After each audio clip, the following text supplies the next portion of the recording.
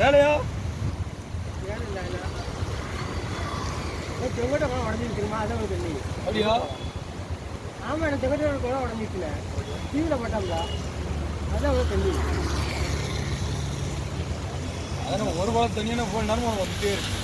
அது பாதி உடனே போயிருமா?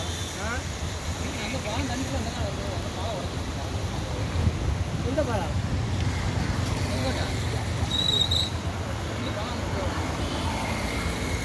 ஓலமெல்லாம் பசுன்னு நினைக்கிறாங்க. கல்லுன்னு போயிடும். நம்ம குளம் உடஞ்சிடலாம். ஒரு வாரத்துக்கு எங்கே போச்சுன்னு தெரியல.